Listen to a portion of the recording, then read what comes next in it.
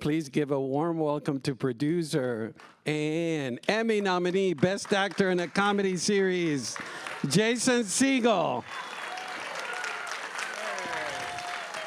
I brought my dog.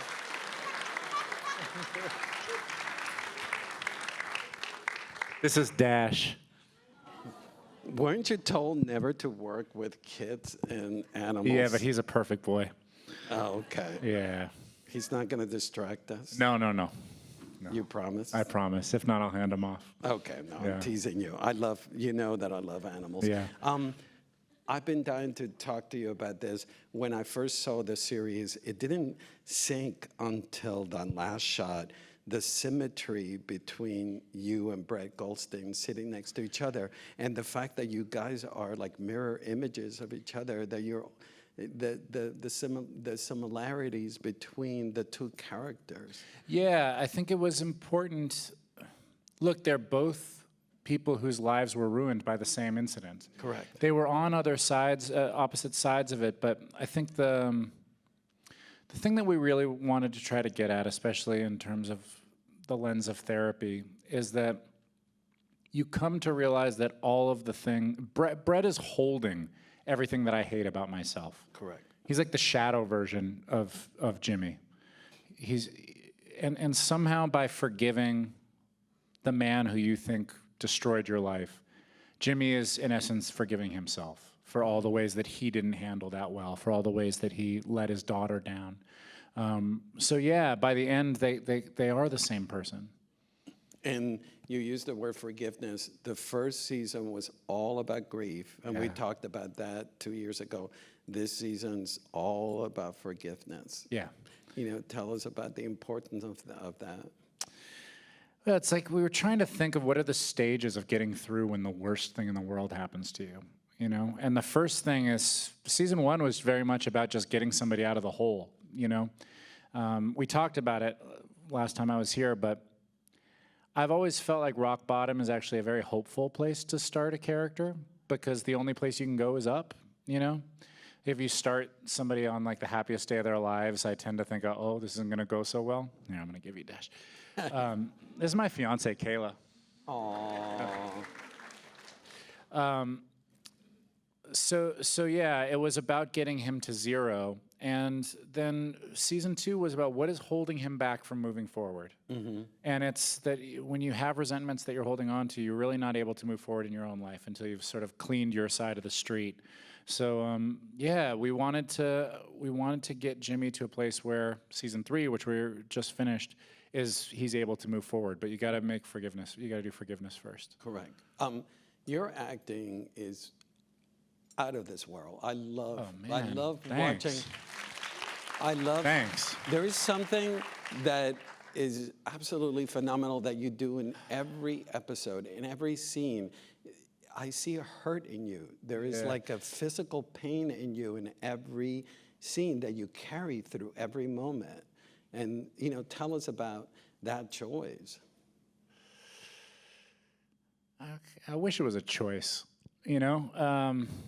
My TV daughter said to me the other day, we finished a scene, and she said, it's so hard to act with you because I can tell you're in so much actual pain. And I know what she means, but I think that like I've had some twists and turns in my life and some ups and downs, and I do think that maybe the function of why I do this job is that I can use that experience to benefit others, that maybe by me being honest about that life is hard and honest about what pain looks like and getting through it, it might be helpful to someone who's actually going through pain themselves, who's watching. Correct. I feel it when I once asked an actor who I really admired, what is art? Because I was trying to figure out, and this is in my early 30s, like, why am I doing this job? What am I trying to accomplish? And he said, art is performing an act of self-exploration on behalf of an audience. And that really stuck with me as an ethos for what you're trying to do, which is between action and cut, I'm actually gonna try to not show off at all. And I'm gonna try to be really honest and brave. How much are you willing to expose yourself? How much are you willing to not look cool? How much pain are you willing to go through in front of the camera? So I guess that's what translates. I'm really not afraid when they say action. I'm much more scared in real life. And on that same vein, tell us about casting Brett Goldstein. I mean, he's one of the creators, he's one of the writers, but he's stretching some muscles here that we don't expect from him. He has it in him, just like you, that you're breaking away from our expectations of, how I Met Your Mother, and you're like inching away from the expectations of sitcom comedy into incredible acting. Yeah, well, Brett didn't volunteer to play that part. And it really bugged me because I knew he wanted to play that part. And I write also. And what is the point of writing if it's not to stretch your muscles and to cast your... It's what Judd Apatow, when I was young, took me aside and said, you need to write your own material. So you're old now. I'm old. I'm 45. Oh, yeah. dear. Oh, my God. You are over the hill now. Yeah, well, I'm middle-aged. My TV daughter, when she met me the first time, said, hello, Mr. Segel. I loved your work in The Muppets. But she was like in her 20s. I was like, oh, it's happening. Like, that's who I am now. But anyway, I knew that Brett wanted to play that part, and I knew that he would kill it, and I knew that the only way he would get a chance to play that part, because it's so different than Ted Lasso, is if we made him. And so I called Brett and Bill into my trailer, they'll tell you, and I said, hey, we all know Brett's supposed to play this part. Brett's playing the part. And that's that. It was perfect. Going back to what I started with, the symmetry, and as kudos to your writers and to you, there is this wonderful mathematic situation that you do with the fact that Louis and Brian forge a relationship, and Brian, who is Michael Urie, he wants to learn how to be a father, and they've developed this relationship, and then he becomes a conduit to your daughter, which begets you bringing together. I mean, it's just, it's so beautifully choreographed. Yeah, I have to say, that's Bill Lawrence. Bill Lawrence has something that we call galaxy brain, which is this quality of, he's able to see from above. You're planning 12 episodes, and you only know what's going to happen generously in like the first 6 or 7, and then you're going to kind of be surfing a little bit because you're going to see what's working and what's not. But Bill has this ability to look at the season and be like, I think if you do this in episode 4, it's going to pay off in episode 11. And it's like a really special skill. I haven't seen anybody who can do it quite like Bill Lawrence can do it. Yeah. And how was it for you? I mean, all along we talked about this. Season 1, the crux of the show is your relationship with your daughter, and this continues. And how was it for you, that final scene where you have to tell her the speech? Tell her the speech, and it grounds the whole season 2. Well, Kayla was there, and I started saying around episode 8, I have one scene this season I really have to nail, and it was that. Episode 11 I had to nail. But episode 11 wasn't really one scene. Episode 11 was this, what'd you guys just see, 11 and 12? Episode 11's the one where I have the breakdown on the bench, Correct. Yeah, and that to me was that was like a character study of relapse. That's how I viewed episode 11, of like, you've gotten to the point where you think Jimmy is okay, and then you watch somebody relapse. I'm a sober guy, and so I had an idea of what that looks like and what I wanted to say about that. But to me, like you said, the whole show is about Jimmy and Alice. In my heart, that's what the show is about. And so that speech to her, to me, I did some rewriting on that speech, and it was written incredibly beautifully. But to me, Jimmy had to say the thing that was making him feel shame for the past 2 years. Like, what is it when you say I look like I'm in pain? I felt like in that speech I had to say what was the cause of that pain, which is like, I failed you. When the worst thing happens, like the agreement between a parent and a kid is that the parent will take care of the kid when the worst thing happens. And every parent thinks they will. And then the thing happened and he didn't do it, he ran away. And so I think that until he says that out loud, until he says, I'm sorry, that he would have held that shame for the rest of his life. Now, I'm glad you brought up, again, the pain that you carry in every scene, because you glossed over your answer. You did not, you evaded the answer. Tell me, dashback. tell me about the constant choice that you make in every scene. How do you do that? That there is some sort of physical pain that you carry with you? Well, I think the physical. Okay, I got this. I think that. I do think that one of my secret talents, or not so secret talents, is the physical relationship to a feeling, because you use it in comedy a lot. Okay. And I think even in that speech to Alice, there's that moment right before I give the speech where I'm about to do it, and my arms get weird. I go like.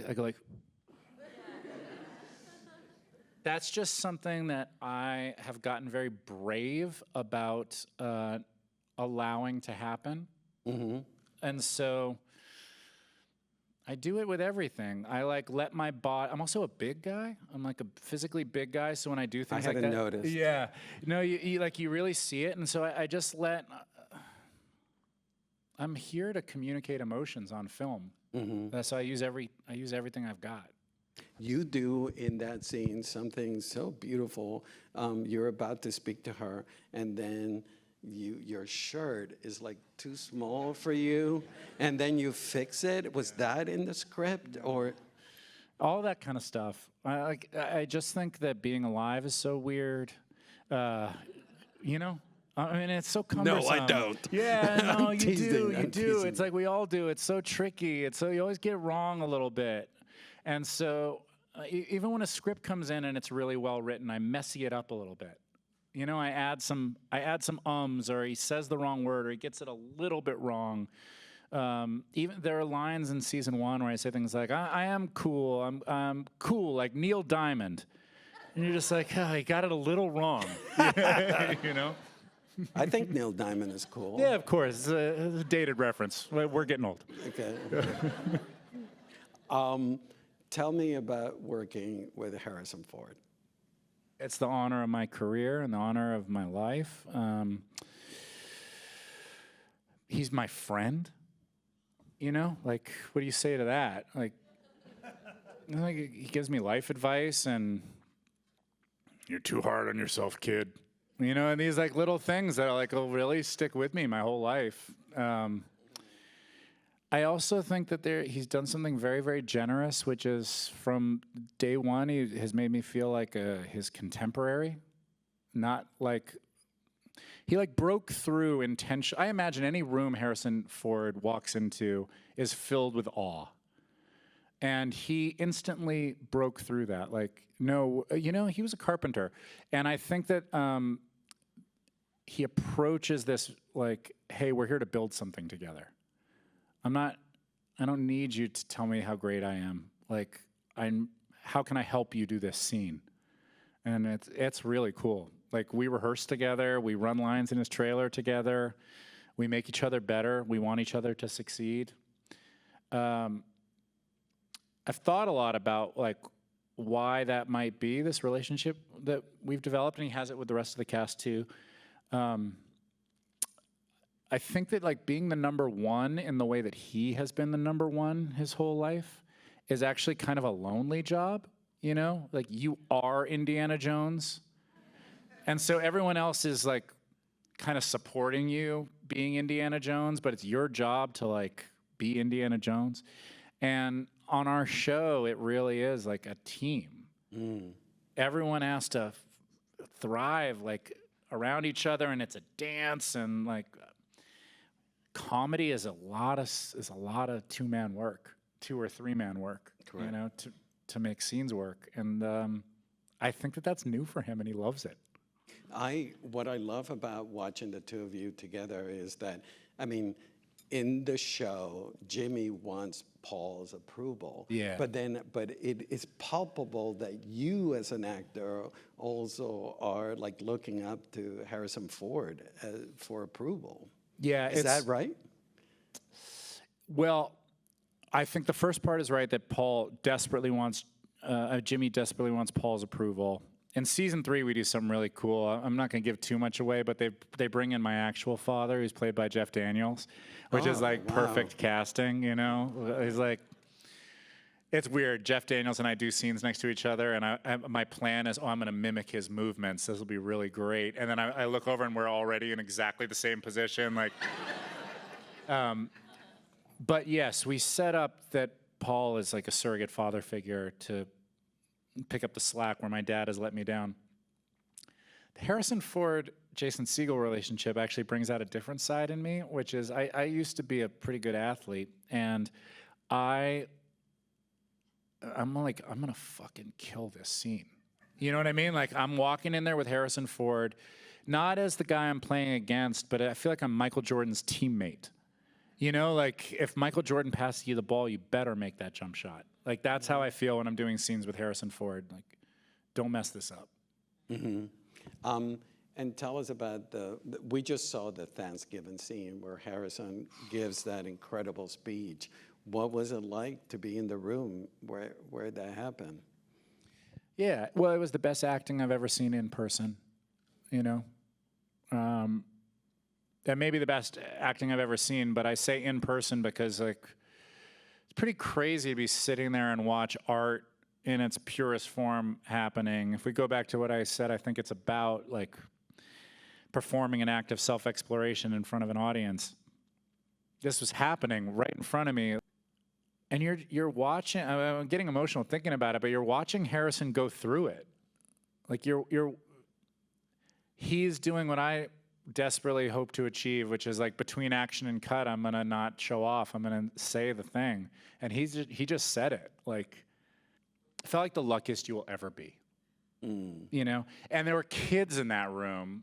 I say kids, but 15, 16 years old, a little older, and a few of us discussed, like, I hope they understand how special this is.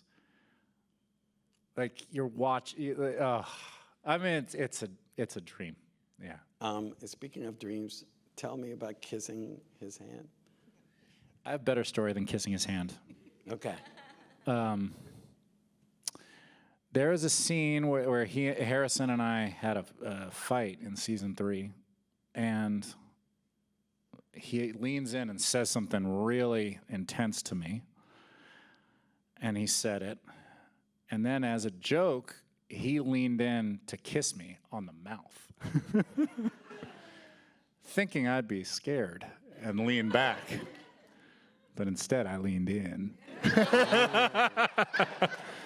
And I have on film Harrison Ford and I. It was like a game of kiss chicken, and neither of us turned the wheel. And we did full-on, like, lip kissing. I have a still photo of it, and I have it on film. But is it gonna? But is it gonna become? I mean, are we gonna see it in season 3? I'm gonna show it to everybody.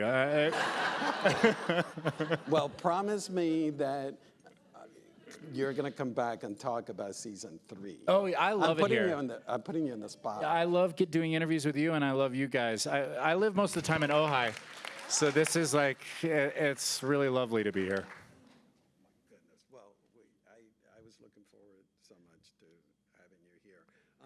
Tell us about the ensemble, working with all of them. It feels like you guys are having a blast, all of you together. Yeah, we are. And a really interesting thing happened, a really cool thing happened season 1, which is we started to realize that every one of these actors could be the lead in their own show, right? And so all of a sudden, your options really open up with stories because everyone can carry a fully realized arc. So season 2, what you see is like the world expands, and you get to see Ted and Krista's marriage arc, marriage troubles, and Brian wanting to become a dad, and everybody gets to be the lead in like a 3 or 4 episode arc. So it's like, it's incredible to watch everybody thrive in that way. You know, most shows stay pretty small. And tell me the dynamic in season 2 where you're the brunt of everybody's anger and frustration directed towards you. Yeah. Yeah, it's a good question. I noticed that as well. I did. But, I mean, this goes back to Galaxy Brain. There was even a moment where I, who am pretty clued in on what's going to happen, I'm one of the creators, and I get filled in, but at some point I go off to shoot the show, and so I'm sort of holding down set, and writer's room is a separate side of the aisle. Towards the middle of the season, I started to feel like, but where's our Jimmy? Like, what's happening with our Jimmy? Alice and Brian are handling the storyline with Lewis, and Jimmy's just sort of seeming okay. Mm-hmm. But then you get episode 11, where you're like, oh, he hasn't been okay, and this kind of mid-section of the show where Jimmy is just sort of taking people's jokes and just getting beat down a little bit. It was necessary to lead to that breakdown. Mm-hmm. And on that same vein, the show, you know, it's very comedic, laugh out loud, but then all of a sudden it hits you right into the gut. Yeah. And is so emotional. As an actor and as an ensemble, is it a nimble navigation between the pathos and the... To me, it's broadcast news. I don't know how many of you have seen broadcast news, but to me, it's a perfect movie. It defines the way that I think like tone is best established, which is dramatic themes done dramatically. You get kind of tired of it. You know, it's like very heavy. You already know life is heavy. You already know someone has Parkinson's. It's heavy. It's terrible. It's terrible. And so you don't really need to be told that. What you need to be told is how to laugh through it. Correct. You know what I mean? Like that's the point of doing something. A show about that Parkinson's is terrible isn't teaching you anything, but a show about how to get through it is. And so I've always felt like cry through the funny stuff, laugh through the dramatic stuff, and you'll have something pretty interesting. Tell me about, I loved Ted McGinley, the fact that he was just peripheral in season 1, and now you've given him a chance to shine, and he's wonderful. Yeah, and he deserves it. He's the nicest guy in the world. Ted McGinley has been around forever. Love Boat. Yeah, like Happy Days. This guy has been working and working and working and killing it in everything he does, and has never really gotten the big shot to show what a great actor he is. And to get to do that, man, it's so cool to watch. It's so cool to watch someone get to show what they can do. Because as an actor, most of the time you don't, I've been very, very lucky. I haven't done full frontal nudity. I've shown it all. But Ted McGinley, like, this guy is capable of doing anything, and he hasn't gotten that shot. So, you know, when he showed up in season 1 and there was a parking space with his name on it, he was like almost cried, you know? And I just think... He almost cried? He didn't cry? Well, Harrison Ford was around. You don't want to cry in front of Harrison Ford. But no, it was just like a really beautiful moment of like, oh, I'm part of this show. Mm-hmm. You know, I'm a regular on this show. And so, yeah, it's a real joy to watch Ted.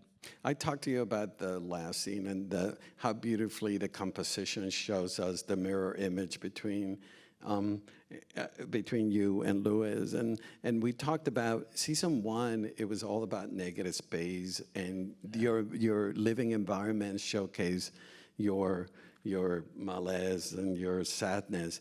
But then in season 2, things are brighter. Yeah. The show's more alive in season 2. I think he's out of the hole. Like, we were allowed to let light in now. And it's a show about friendship in season 2.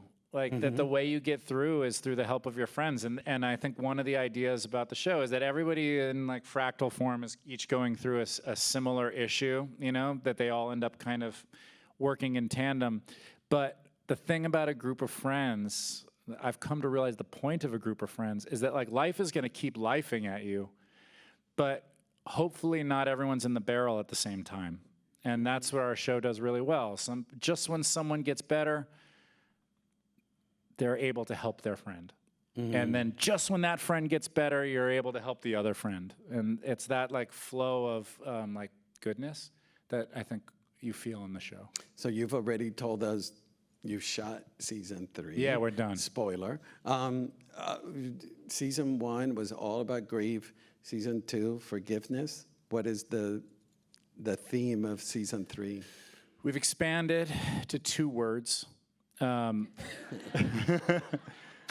Moving forward. Yeah. Yeah. So what does it look like when you try to take it for a spin? You know, it's like, yeah, I've been through this as well. Like, you get better, you're like, okay, now I'm ready. I'm ready. Look out, world. And then you step out there and you realize you were not nearly as ready as you thought, you know? But now you have a dog and you have a fiance. Yeah, my life is great. I made it. That's great. Yeah. That's awesome. And the last time you were here, you were, like, nervous about, I brought up your physical appearance, and it's like, Roger, I'm good looking. Am I? Yeah. Yeah. No, I And how wasn't do you nervous feel? about that. I was confident about that. I'm a good-looking man. Okay. I was just checking. And last but not least, how do you feel about all the Emmy love that you guys got? I mean, the last time was only you and your supporting actress. I'm blanking out her name. Jessica. Yeah. But now Harrison, Michael Urie, best comedy. Yeah. I mean, it's the best. Look, I've always felt like on our show, a nomination for one of us is a nomination for all of us, because it really is, it is a group Bullshit. effort. No, but it feels good, like, to have Michael Urie nominated. Like, Yeah, he's amazing in the show. and he's a kind man, and he works his ass off, and Harrison Ford works his ass off, and Jessica Williams works her ass off, and yeah, it feels great. You know, I to talk about bullshit, you know, like, I used to hear the important thing is the nomination, and if you win, whatever, and I used to think bullshit. But I have come to realize that the nomination, it becomes a little arbitrary after that, a little bit, if I'm honest. But the nomination part is your peers saying, like, hey, we see you. You did a good job. And that actually means, I had never been nominated for anything until last year. I won a Nickelodeon Kids' Choice Award years ago, years back. I got slimed. But this really did feel like something. Both times, like, hey, you're doing good, you know? Yeah. Well, we see you and we love you, Jason. Thanks. Thanks for being here. Thank you. Yeah. I appreciate you. Thank you, everybody. Thanks so much, everyone.